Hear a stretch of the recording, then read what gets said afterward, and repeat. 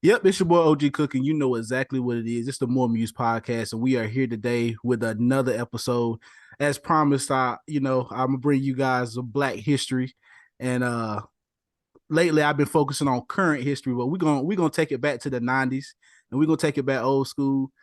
Today on the show, I have a very special guest. I have the co-founder the co-founder of FUBU and Hmm. also the CEO of FUBU Radio, Mr. Keith Perrin. What's Sir, going yes, on, my sir. man? What's going on, man? How you feeling? I'm good. I'm good. I appreciate you stopping by, giving me your time today. For real, I Nah, appreciate it. no That's love. problem. That's love.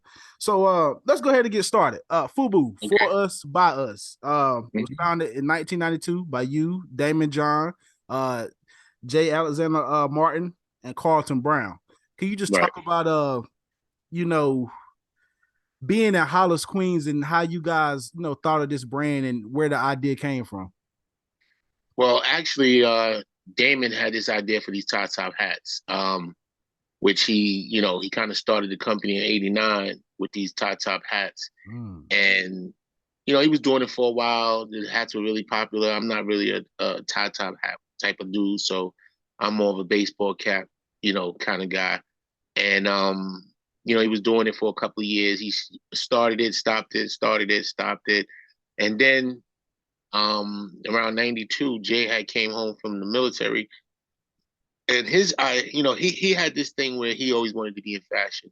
So when he came home and saw what we were doing, he was like, I can make this bigger than just hats. And then we started to obviously expand and do more things, which is baseball hats, hockey jerseys, sweatshirts, and different things like that.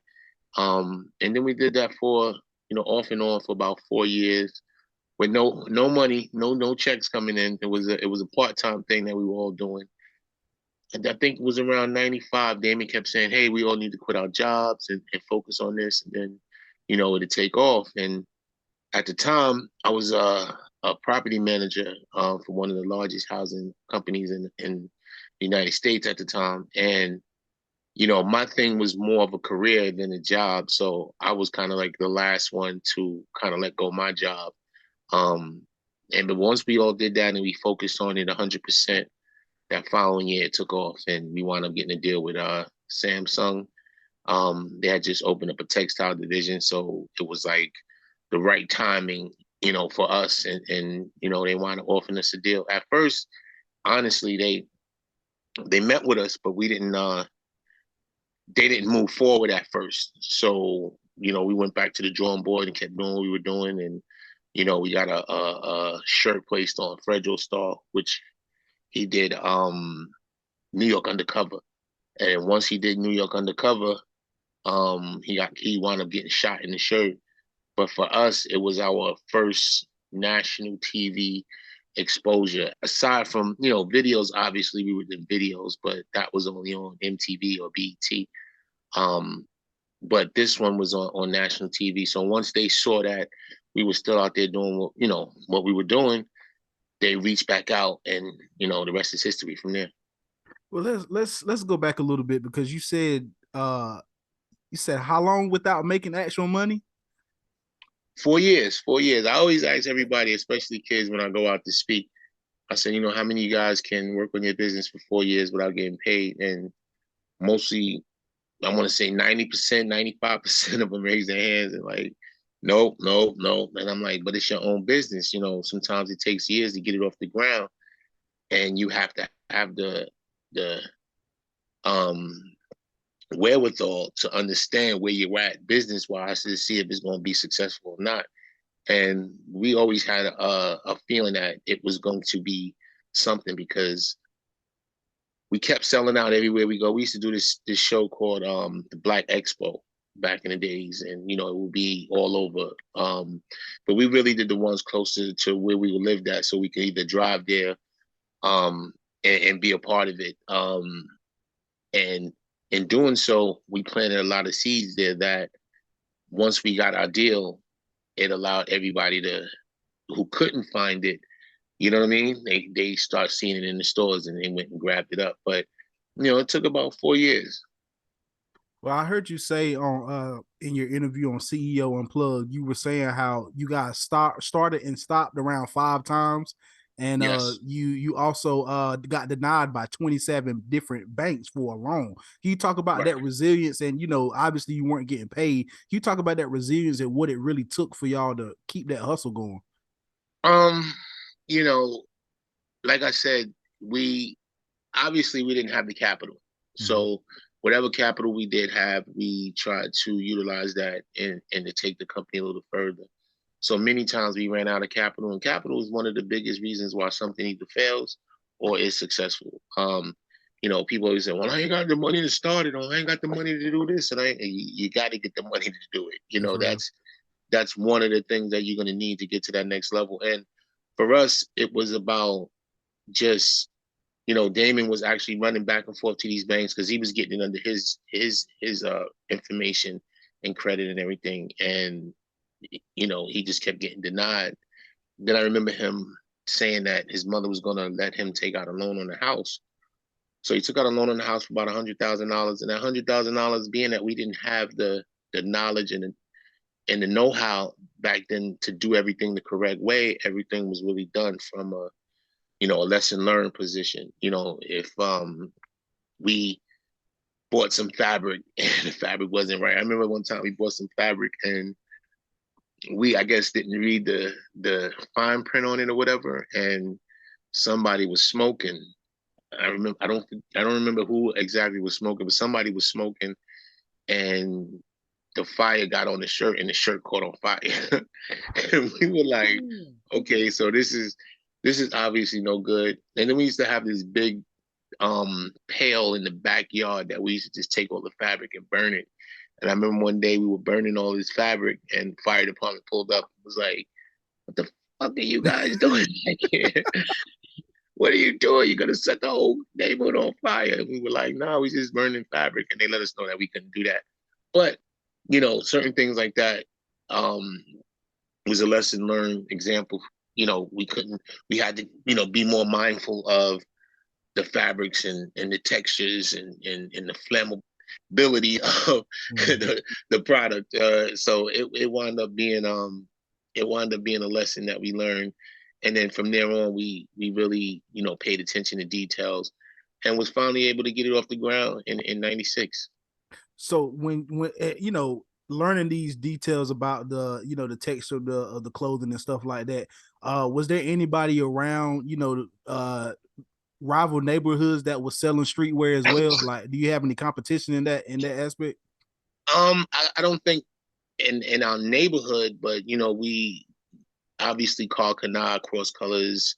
I know April Walker was around that time. So you had people already out kind of doing their thing. And, with us, we were just trying to get the know-how to, because, okay, let me go back a little bit. What we were trying to do was really put our stuff in the store or open up a store and sell our stuff out the store.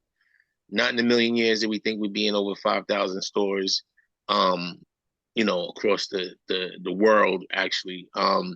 So for us, it wasn't, hey, we're going to have this huge company. We would thought we were going to create some product and be able to make some money and start a little business and, have something going for ourselves. But, it wound up taking off in a way, especially when we got with LL, it just took that to another level.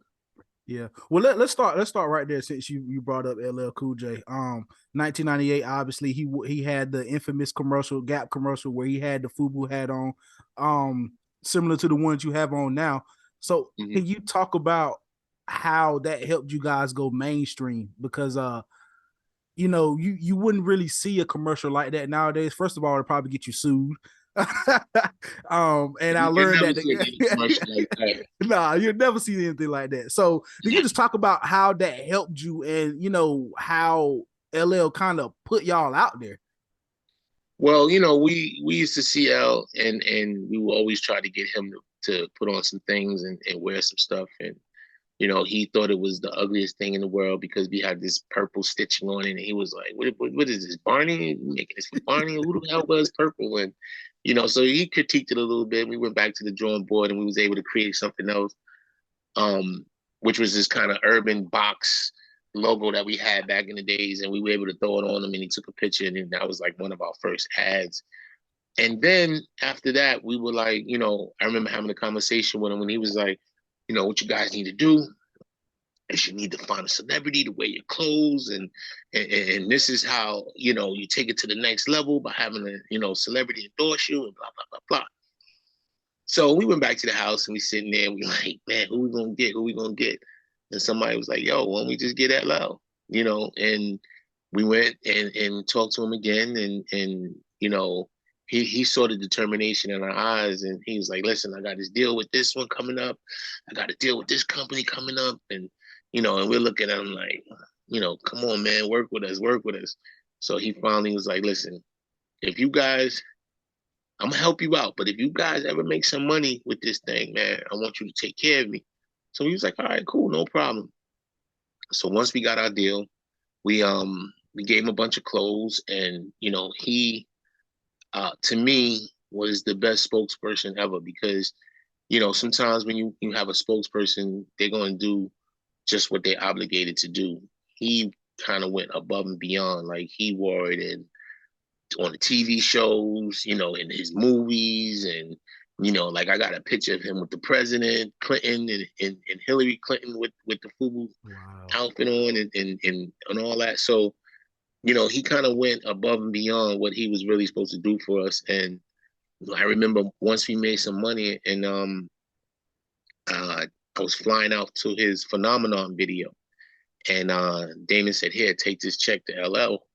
It's in an envelope. I don't know what it is. I don't know how much it is, so get out there, I give him the check, and he opens it up. We making money like this from clothes? I was like, yeah, we making some money. So he was like, I didn't know. I still didn't know. I didn't know till I got back, and I had to ask Daymond how much it was.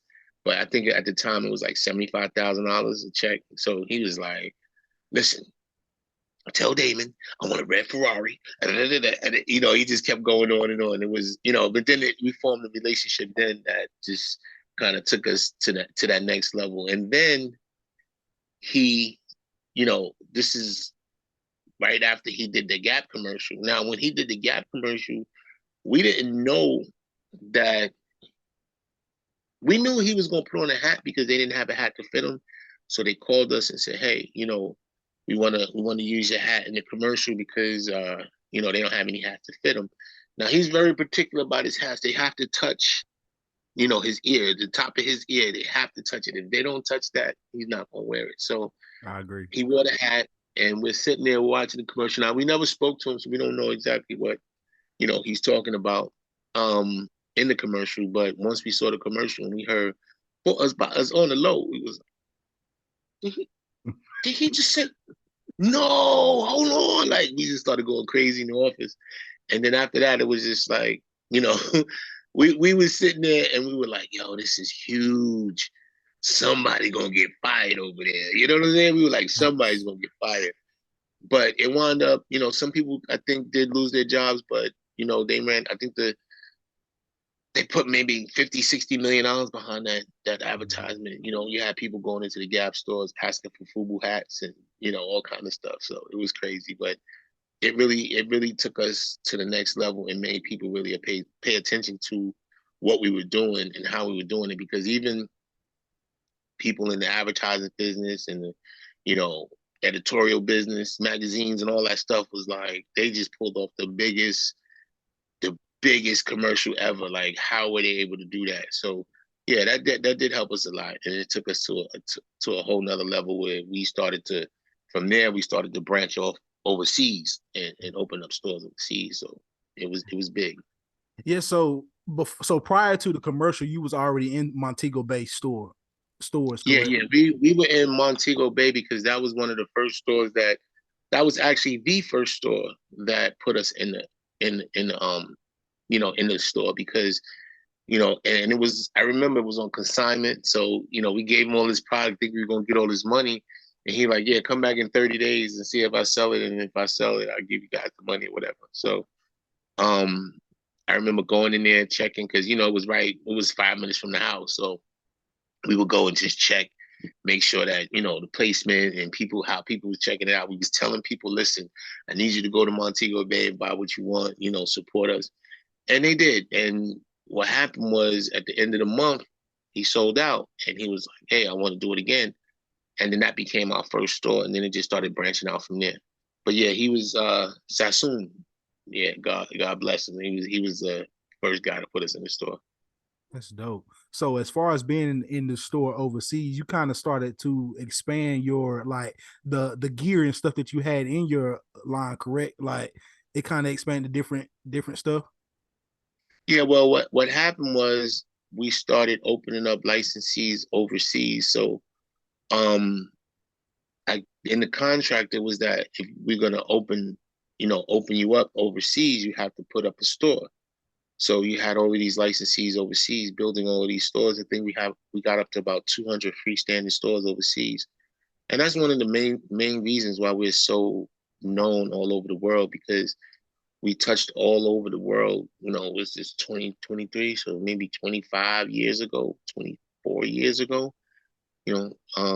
We were able to touch all of these places overseas, places like Saudi Arabia, Turkey, Milan, um, you know, uh, obviously Europe, Germany, Switzerland. I mean, Germany is in Europe, but you know what I mean. Mm-hmm. But all these places where Korea, Philippines, Japan. I remember going out to Japan. I think it was like I want to say maybe about 2000, 2001. I went out there and I'm walking down a block in Osaka, and looking at all the people, because it's different from me, coming from the United States, never being there, and I'm looking at all these kids dressed like us, dreadlocks and the baggy clothes, and I'm like, wow, this is a whole hip hop community over here.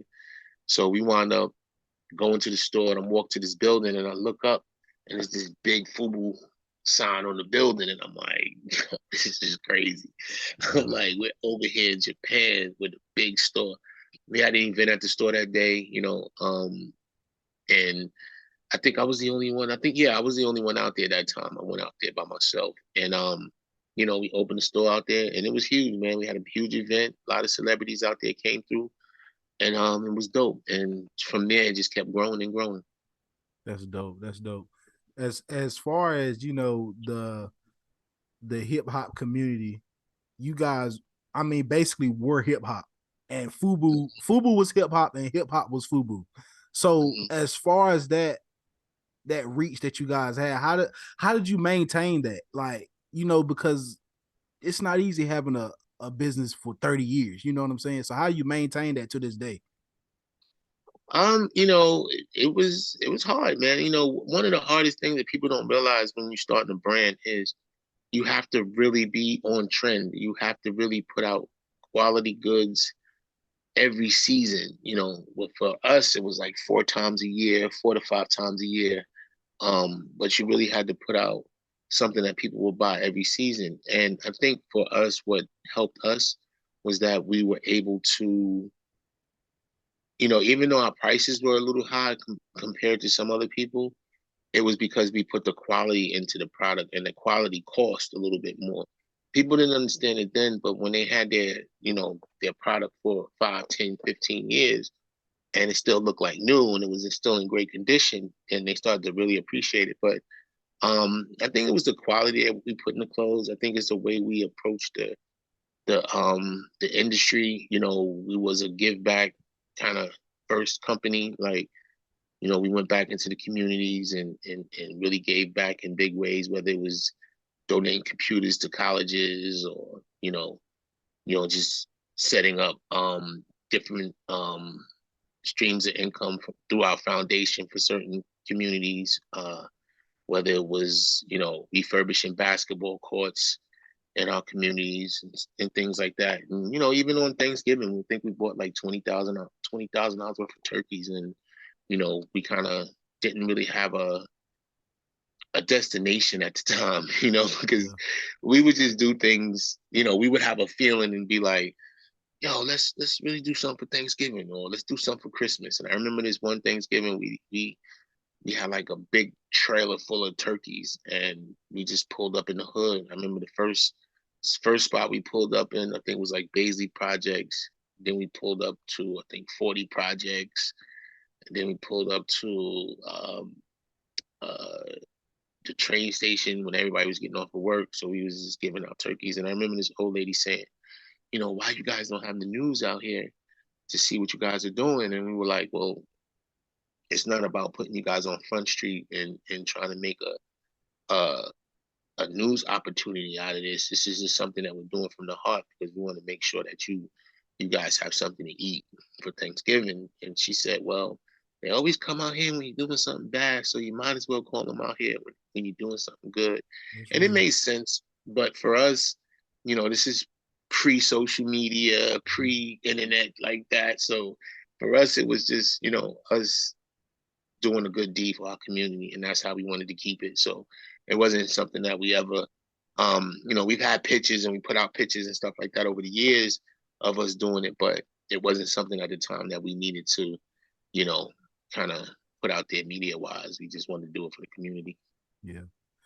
Now, do you ever feel like, as far as a brand, that FUBU stopped being hip hop and it stopped being the culture? Um, I don't feel like it stopped. I think at a time when, listen, man, you're never gonna stay on number one, man. There's how many people, Kareem was number one for damn near 40 years, and he's not number one no more. But That's a fact. do you ever get a run like that? No. Most people, and especially us, we thought we would be in this game for like 3. We thought we had about 3 years. So even when we got to that third year, we were like, man, it's gonna be over soon, man. We got to make as much money as we can because it's about to be over. And then the fourth year came, the fifth year came, and we started getting bigger, making more money. We was like, okay, we might have another year or so, but it's gonna end soon. Like, we've always had that mentality. So when it didn't end, until it didn't slow down for about, so 1986, it didn't slow down for about 7.5, almost 8 years. And then it started to slow down. And then when it slowed down, it was, it was really due to us trying to put out as much product as we can and trying to make as much money as we can. I think we overloaded the the market. We were in a lot of places, so it was very accessible to a lot of people, and everybody had it on, and they wore it for years and years. And after a while, I don't care how many great products you put out, because we always put out a good hit, or a good few hitters every year to carry us back into the next year, and with these staple pieces. So, but after a while, man, you're never gonna stay, at the top for too long. That's And real. once that happened, we started to diversify and started to invest in other brands and start working with other brands and start doing marketing for other brands. And we created this line called Crown Holder. We created this line called Ether. Um, then we picked up Kappa and Married to the Mob and Heather Red, and, a lot of these other people. So we were able. Coogee was one of the brands that we work with. So we always had these other brands that we kind of, even with Crown Holder, that was just supposed to be like an updated FUBU, more exclusive FUBU line. But being that the brand wasn't doing so well at the time, we say, you know what? Rather than fight uphill with this, what we do is we'll just change the name and put out a new product. And I think that line got up to about 20 million before the recession hit in 2008. And then once that hit, we were like, okay, let's launch FUBU again. You know what I'm saying? The regular FUBU. But that was a bad time to even try to do anything at that time. So, you know, you you could be your own worst enemy sometimes. And I think for us, having the mindset of trying to do as much as we can before the curtain closes, we kind of shot ourselves in the foot. And we really thought, okay, well, we'll hold on to this for a while, and and maybe it'll come back around. And we didn't really have any idea that it would come back around so hard. But you had people thrifting and doing things like that and posting and talking about how they bringing FUBU back. So once we saw that, we was like, okay, maybe people still want it. But then it was introduced to a whole new generation of younger people. So it was like, wow, these people are like 18, 19, and they're thrifting and buying stuff. You know what I'm saying? Talking about they're gonna bring FUBU back. So that was kind of like the fire that they lit under us to put it back out. And then once we put it back out, we did a bunch of collaborations just to see if people really, really wanted it. And they really wanted it. So now we're here. I like that. I like that because I feel like as a brand, you always need a resurgence. You always need some type of comeback just to make people be like, oh, y'all still here? Okay, I'm gonna go to the store and cop that. So at some point, you guys had at one point you guys had the iconic football jerseys with the 05 on them. And you got a cease and desist from the NFL because they were too identical to the NFL jerseys. Yeah, what we did was that was on Jay. Jay thought it was a cool idea to make the football jerseys the color of the NFL football jerseys. And at the time we were selling, our football jersey was becoming one of the number one products. It's actually our number one selling product right now to date. Yeah. We sold over 3 million of those jerseys. And if you think about it, 3 million at $40 a piece, it's a lot of bread. Facts. So we've done a lot of business with that football jersey, but being that it was so popular and we had did it in their colors, they didn't want us to compete with them, and they told us that we couldn't do it in their colors. So we just switched the colors around and still put it out, and it worked. So where did that I know you said that was Mr. Alexander Martin's idea, but like where did the 05, like where the significance of the 05 come from? Was it the year 2005 or no? So when we started, it was 5 of us. One of us didn't make it. So, but by that time we had already developed that number. We were like, oh, we're gonna use this number since it's 5 of us. And that's how that number just came about.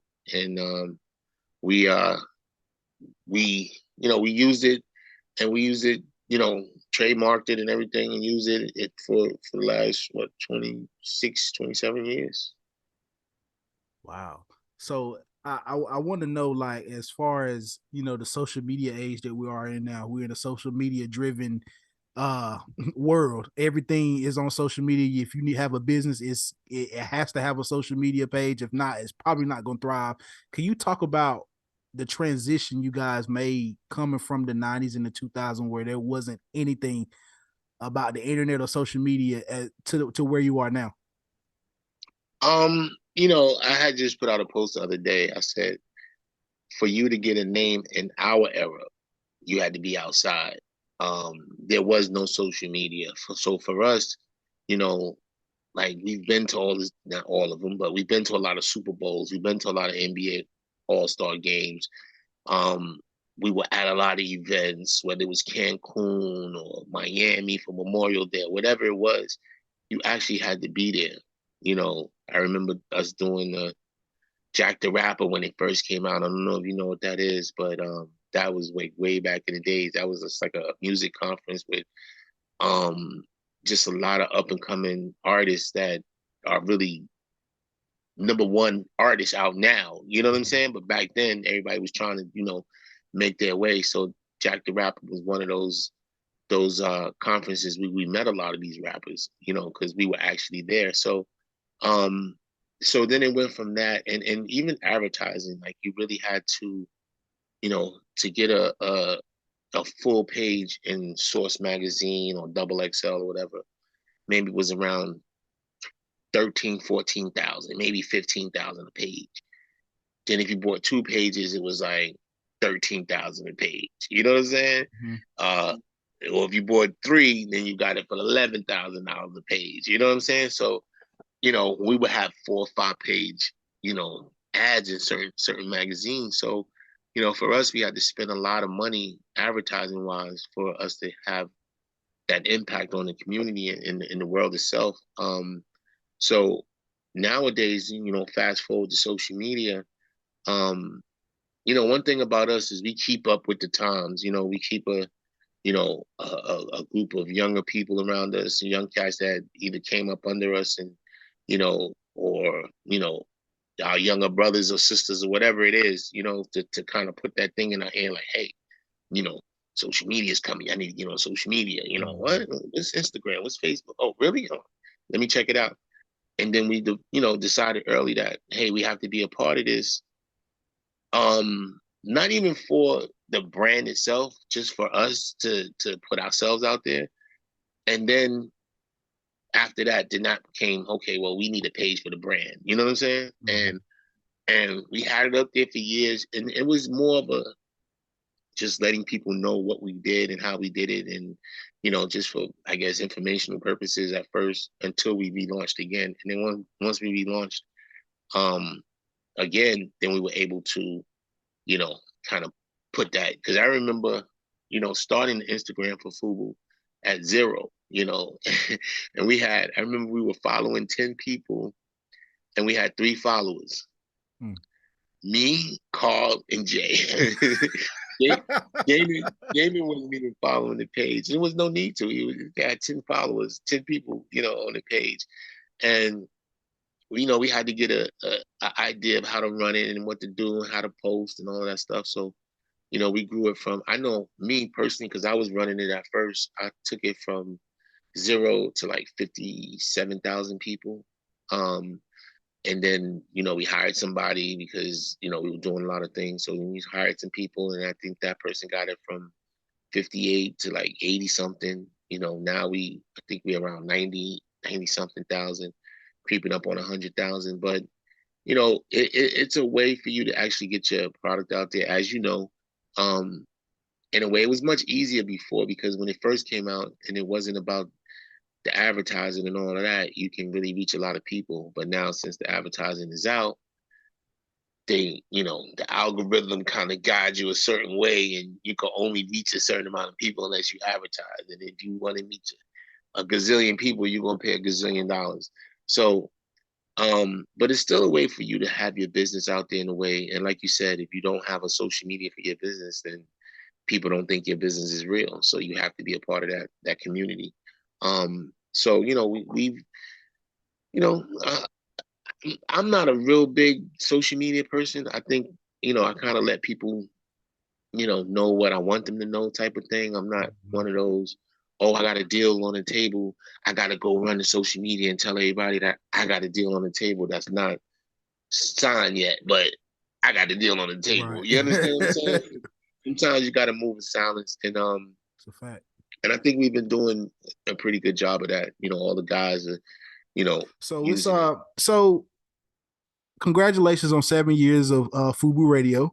Mm-hmm. So what gave you the idea to start FUBU Radio, first off? Well, I was actually trying to figure out my next move. Daymond obviously had went and did Shark Tank. So Jay had went out and did Forced by his network, and he was building his platform. And I had started a model agency years before that, but it wasn't my cup of tea. After maybe like the first year or two, I was just like, I can't do this anymore. This is a headache. So I was doing some consulting and things like that on the side, making some extra money on the side. And then I thought about it, and I was like, I got to figure out my next big move. Like, what is my next big move for myself? Because, I don't know, at the time, FUBU wasn't, in demand. We didn't become in demand until like 2016. So, in 2015, one of my good friends was like, yo, you ever think about starting a radio station? And at the time, he had started a couple of radio stations and was running a couple of radio stations. And I was like, nah, I never did it. And he also worked for a radio station. So I was like, what we got to do? We got to get an office. We got to hire a bunch of people. We got to get all this equipment, blah, blah, blah. Where we going to put it at? And, it was all those questions. And he assured me that we didn't need to do all of that. And we can do it, you know, basically on a shoestring budget until we get to that point where we need to upgrade. So I was like, all right, cool. So, but I kept putting them off because I didn't have a spot to really house the station, like where I was going to do interviews and how I was going to, you know, where I was going to set up. Mm-hmm. So at the time I was working with Daymond in the Shark Group, and we had a little conference room in the front. And I asked him, I said, hey, you know, after hours, can I use the room when nobody's here, you know, whatever, to do the radio station? He was like, I don't care, you know, as long as it's after hours, it's not interrupting anybody else's, you know, business, that if they need the room and all of that stuff. So I was like, all right, cool. So I started there. My partner, well, I told my partner at the time, I said, listen, we're gonna have to just start, because he was asking me for about 6 to 8 months, like, let's go, man. Let's just do it. Let's just do it. And I just thought about it. I said, you know what? I'm just gonna do it, and we'll see how it falls, or you know what we need to do as we, you know, go along. And so I bought some equipment. I started working with some DJs and some personalities, and started snatching up some people to help me get this off the ground. And it started to move. You know, I had a bunch of people interested, like, hell, this is dope that you're starting a radio station. And, you know, we started to get it to a point where we started getting like the Hamiltons and, you know, Carl Payne and what's my guy's name? Lex Alexander, and, you know, Daymond even did some stuff on there. So we wound up moving to another floor. And once we moved to another floor, we had more space. So I was able to secure a little space on the second floor of the penthouse, where I just went ahead and upgraded all the equipment, and actually had like a little content room that I was able to work out of and get some things done out of. And that's kind of like where it started. And then we launched it in 2015. It was on beta for maybe 2.5 years, just trying to get the right music, get the right people. And then once we got everything situated, then we officially did a launch party and all that stuff. And we've been rocking ever since. So has the vision panned out how you visioned it? Yeah, actually, it really has. It took a long time because, you know I was going back and forth with my partner. He was like, oh, man, we sound dope. And I'm like, we sound cool, man. It's not, you know, I'm not doubting what we sound like, but I know we can sound better. Mm-hmm. I know there's some things that we're missing. You know, we are doing this in a way where we don't have the right teams. And excuse me. And I went out and I got we hired a bunch of people for personalities and DJs and things like that. But it was just me and him on the executive side. So I was like, yeah, we need a salesman. We need a marketing person. We need a social media person. Like, we still have some, you know, we need a programmer, you know, because at the time we were doing everything ourselves. But I felt like it was time for us to focus on something else and let the people who do that focus on that. So we wound up reaching out, getting a great programmer, got a great salesman, and then we started to just work, and we got the numbers way up. And, you know, because if you look at it and you go from, like, you know, 200 people listening a month, or, you know, 50 people listening a month, to over 200,000 listening a month, I was like, okay, you know, we're there. So we go out and we start getting advertising is starting to come in. Now we're not paying for the station out of our pockets, you know, anymore. And we're able to utilize some of this advertising money. And then COVID hits. You know, it was like, as soon as you get over the hump, then COVID hits. And then we had a hiccup with the hosting company, where our numbers just got scrambled and it just looked crazy. So we were just like in work mode. We were like, okay, we got to get our numbers back up. We got to do what we got to do. We got to get this programming together. We got to get this executive team together. So during the pandemic, I allowed people to go out and fix their lives. You know, a lot of people didn't understand where their next check was coming from, how they was going to do this, how they was going to do that, you know, where they was going to live, how they was going to pay their rent. So I was like, listen, just you guys focus on what you need to do to get yourselves together. I'll worry about the radio station. We'll take care of this part so that we sound great on our end. And you guys personally just get yourselves together, get your mind together, because I know, you know, everybody was going through things at that time. And we were able to kind of like form the executive team, get the right people in, get the social media person, get the marketing person, get, you know, new salesmen during that time. And then we did this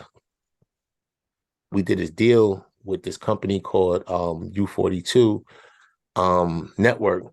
And this is basically a network that they have where you can host your content on there. You know, it's almost like a updated YouTube, but you know, you have people like Shaq, you have people like Tiana Taylor, Killer Mike, you know, you have people like that on there. So we thought it was a great idea to put some stuff on there. So we did a deal with them.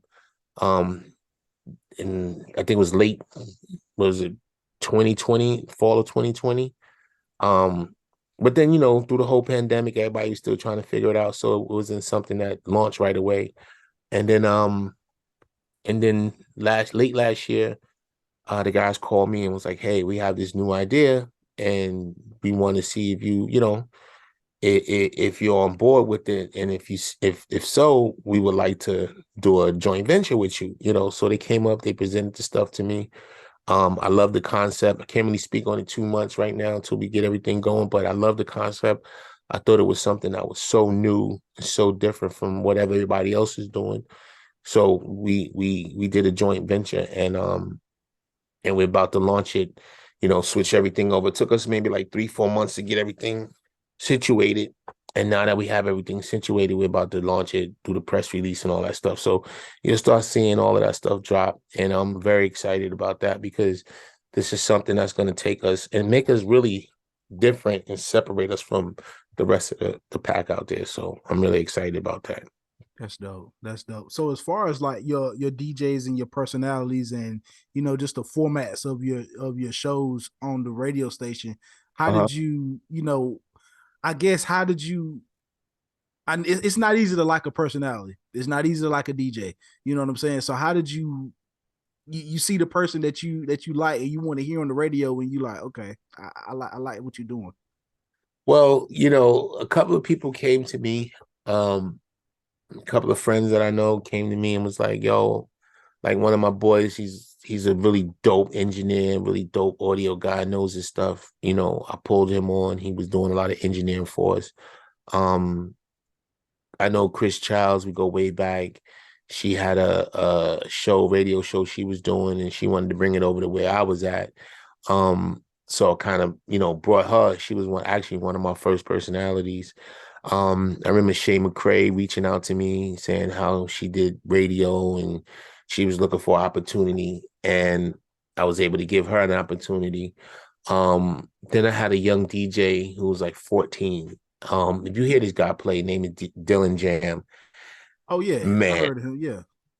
Oh man, you know, he's from down there in North Carolina. So I was like, yo, this little kid is dope. Like, what does he know about, you know, these songs when he wasn't even alive back then, you know? So I love when I heard him, I fell in love with just his ear and how he, you know, put things together and his mixes and whatnot. So I was like, yo, this dude is gonna be this dude is gonna be a dope DJ if he's already on his way. So, you know, I kind of snatched him up. And then, you know, EJ the DJ, you know, he's from up here. He moved down to Atlanta, but you know, he's a dope DJ, and you know, but what all these people have in common is their work ethic. You know, they all put in work, man. Like, you know, before the pandemic, during the pandemic, you know, after the pandemic, everybody's just stayed locked in. We added another personality, Kay Fox from Miami. Mm-hmm. She's a huge radio personality, you know, been in the game for over 20 years. My man B Pays. We got my man Brandon McGee. He's a representative. of the state of Connecticut. So he does like political type of show, Okay. gospel type of show. But he hits on a lot of great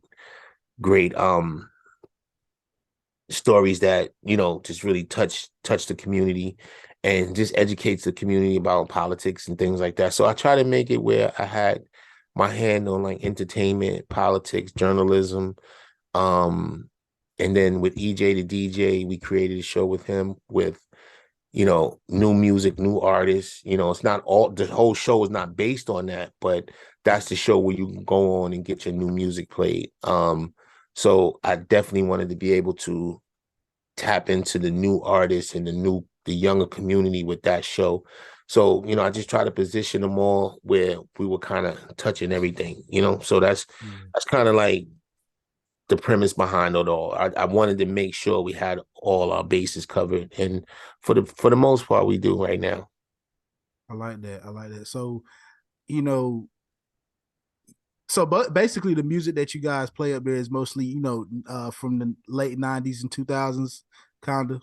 Well, we started that way, because obviously the 90s to me was one of the best eras, but how do Absolutely. you keep a person who's 18 years old, who might be in his car or might be on his phone and wants to tap into your channel, but he's listening to all the stuff from the 1990s? He's not going to stay locked in. So what we did was we brought in our playlist, and this is the joy that I love about what I'm doing with the station. I can play anything I want, and we can arrange it in a way we're not locked into a certain playlist that everybody plays. Of course, we had to play what was current and what's, obviously what people are hearing now.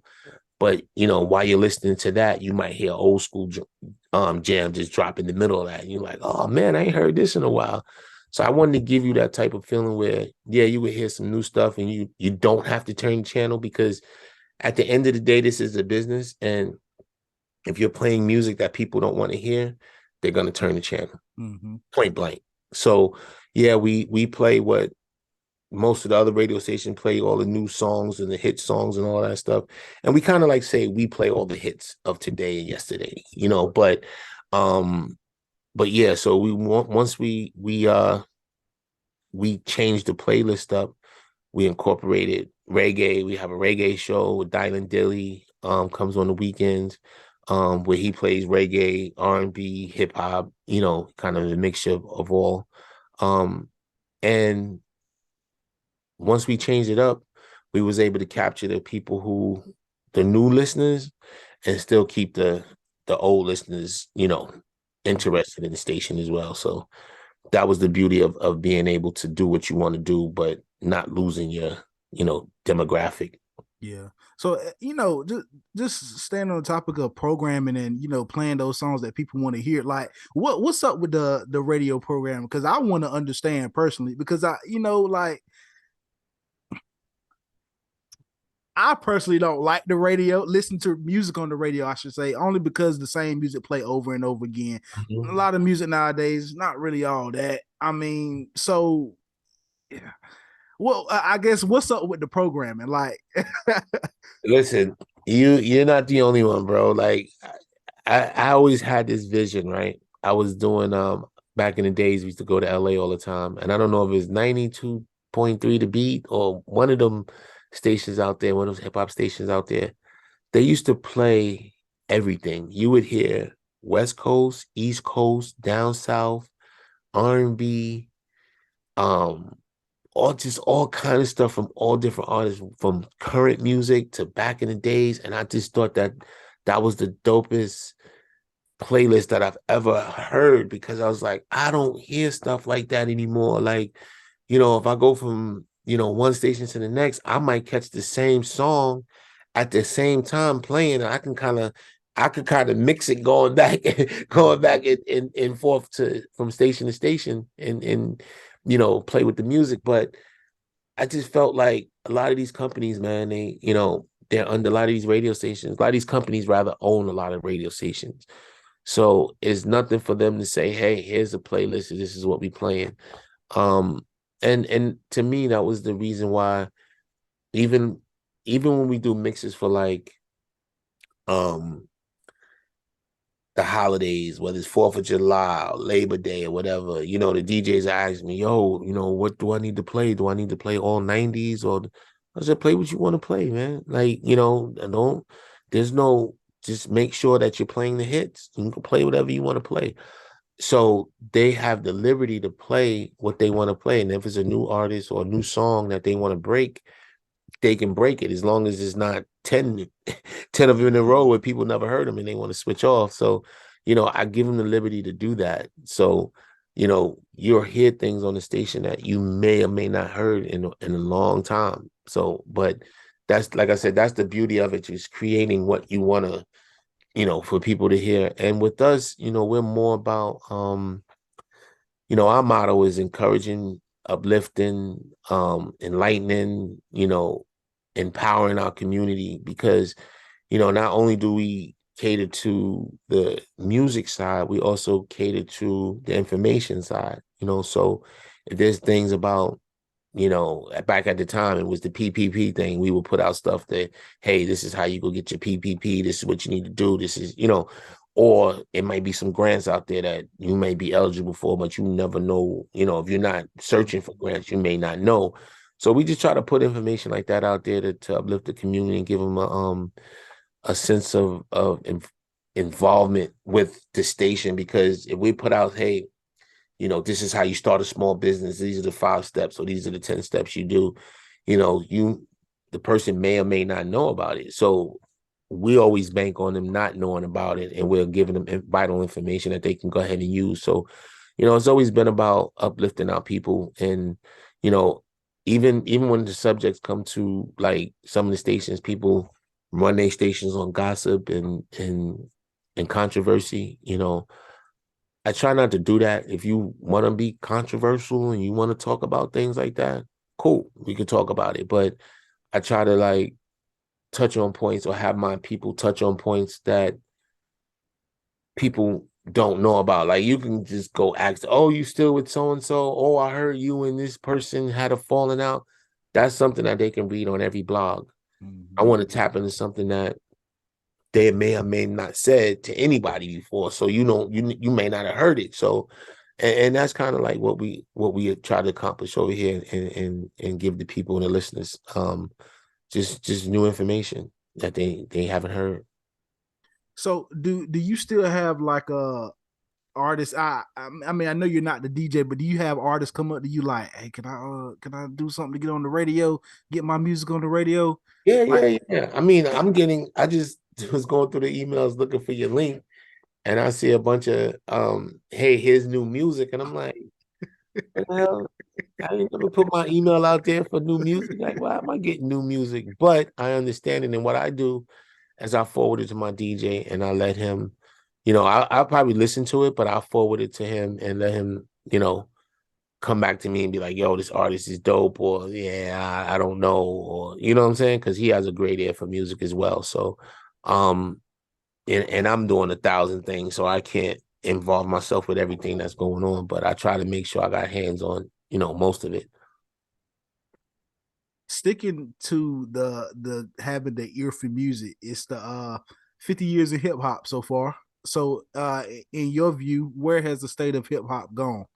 Oh man, it has came a long way, my brother. I'm blessed to be of that age. I'm going on 53 now, so I was in that era heavy, and just to see how, I always tell people, I said, man, I grew up in an era where it went from 8 tracks to tapes to CDs, wax rather, the wax was in there, but then you go from CDs to iPods. Remember, it started going digital and to streaming. So I was able to see all those different transitions. And like I said, it's something that, you can only dream of, especially as an artist. I'm not an artist in that sense, but for artists to have 3 record companies in the 70s and 80s, to go to, all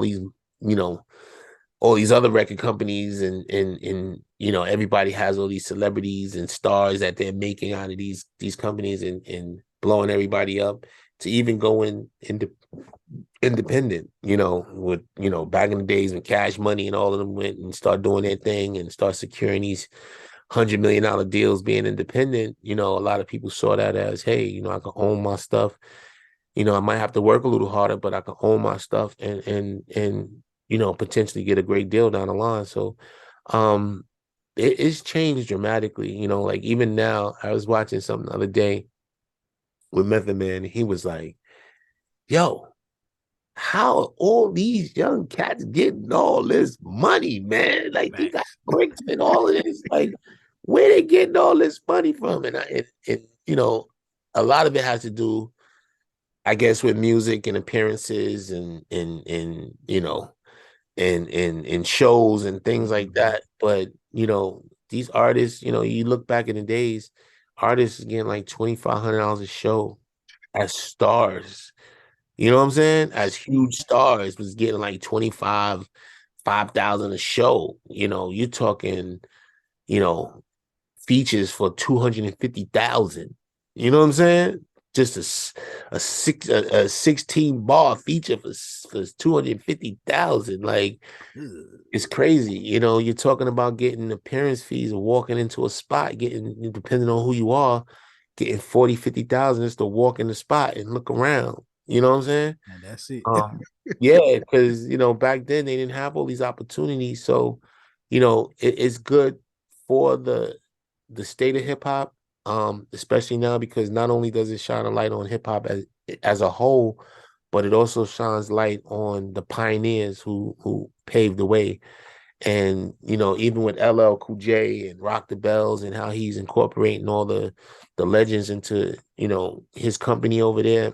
It's a big thing, man, and I'm glad to see it. I know a lot of these old school artists work with a lot of them, so it's good to see, like hearing about De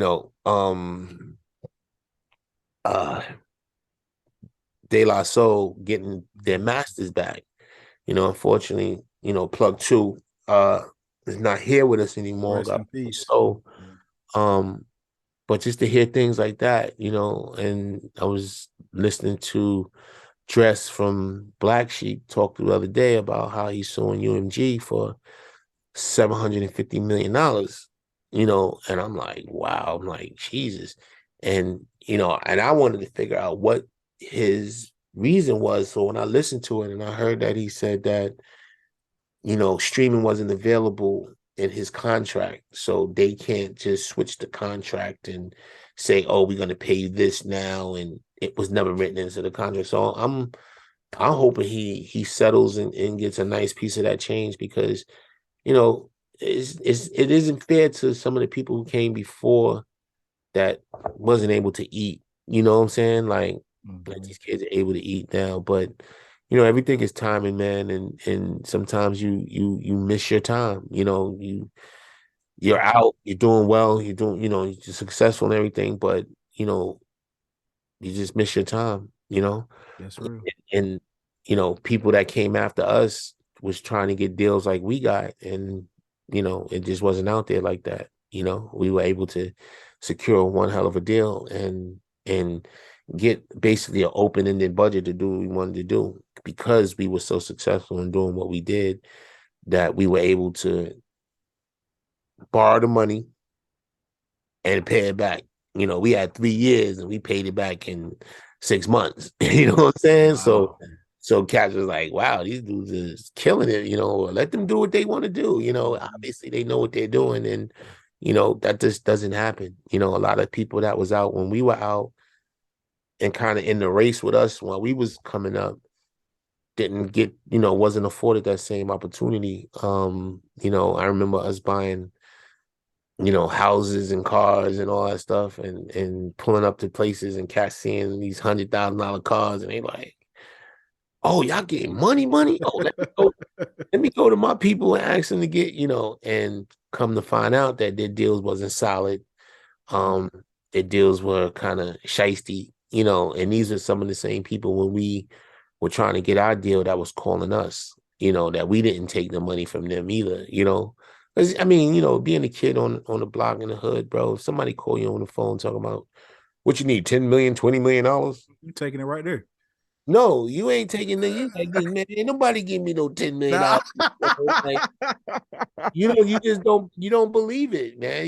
It's not something that's believable to you because you're like, nobody ever offered me 10, $20 million. So, you kind of be like, I remember this we call him 22 times because we would laugh and he called and he was like, mob guy. He could tell you the mob. He said, what do you need? Anything you need, just let me know. I got you. We was like, this sounds like the mob right here. Yeah. Nah. So but when we got that call from Samsung, we were like, Samsung, the TV people, they got a clothing division? Oh, okay. Let's look into that. And that was the best deal on the table and wound up, being the right one for us at the time. Wow, I love that. I love that. Last couple of questions. First off, I want to name 3 people, and I want you to just quickly tell me about their contribution to your success coming up. Mm-hmm. The first one is Russell Simmons. Oh man, Russell Simmons. We grew up in Queens, in Hollis, Queens, and Queens Village area. So, St. Albans.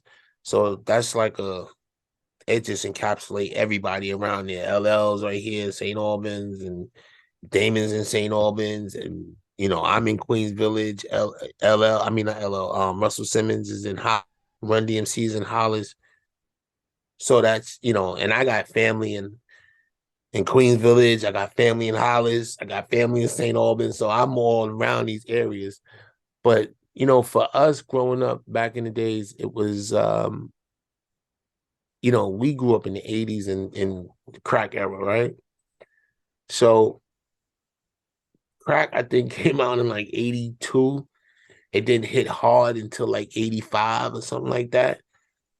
But for us, as young, impressionable boys rather at the time, we're looking at who's successful. We're looking at the working family. We're looking at the entrepreneurs like Russell Simmons and LL Cool J. And then we're looking at the drug dealers who are driving all the fancy cars with all the beautiful women. And, you're trying to decide which way you want to go. But for us, having Russell Simmons and LL and Salt and Pepper in our neighborhood and, Tribe Called Quest and, Eric B. and Rakim and all these people in our neighborhoods, we was like, okay, we don't know how to rap. We don't know how to really dance and all that stuff. I know how to dance, but most of my guys didn't really know how to dance and stuff like that. So we wasn't like, being any hip hop dancers or anything like that to get in. So we were like, okay. And then the drug dealers, they got all the money, and maybe, we could sell a couple of drugs and be like them. And, it was just who you looked up to. But then we looked at Russell Simmons and Run DMC and all of them, and you were like, they're doing it the entrepreneurial way. And, that's pretty dope, having your own business and whatnot. So it was definitely an influence on us early on to have our own business or work towards, something that we particularly own ourselves, that we can make money off ourselves. And, I think that didn't hit us until our late teenage years, because I was just trying to get a job. I was like, man, I just need to get a job so I can get off the streets and put some money in my pocket. But like I said, Daymond had this idea and it wound up turning into what it is now. But yeah, he was definitely inspirational. We've always told him that it's like, with you starting Def Jam, it showed us that, we can be just like you. You know what I'm saying? So and you look at the drug dealers and they're getting locked up or they getting killed or they, doing craziness or now they crippled because they got shot 15 times and feeding out a tube and stuff like that. It's like, nah, I really don't want to go down that route. That's not the route I like to go down. So, and then either I'm gonna work or I'm gonna be an entrepreneur. And that's kind of like what set it apart for us. And we worked for a little while and then we went the entrepreneur way. The next name, Fat Joe. Ah, man, Fat Joe. Joey Crack. Joey Crack, one thing I love about Crack is Joey Crack. Let me keep it. I don't want to say be like, oh, was he talking about crack? He loved crack. No.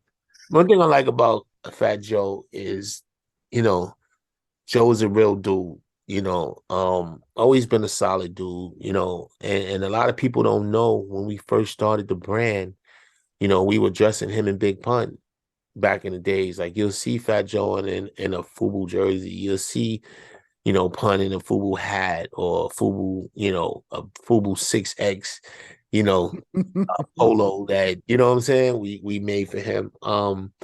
But he's always supported us. Always been a stand-up dude. Every time I see him, the love is always there. He never switches up. I'm very happy from how he transitioned himself and doing what he's doing now. And he's, like I said, he to us, he will always have love from us because he supported us from day one. So I can never front on him. And like I said, he's a stand-up dude. So, Love that. And the last one, correct me if I mispronounce this, but Cephas. Cephas? Oh man. Cephas Ward, man. This guy, man, in you growing up, I grew up without a father in my life the way I wanted him to be in my life. He was there, but he wasn't there. So, when you're growing up, and I had my uncle there, but my uncle wound up getting locked up in 88 for some craziness that he got involved with. And so it's either your mother is going to know how to raise you or the street's going to raise you.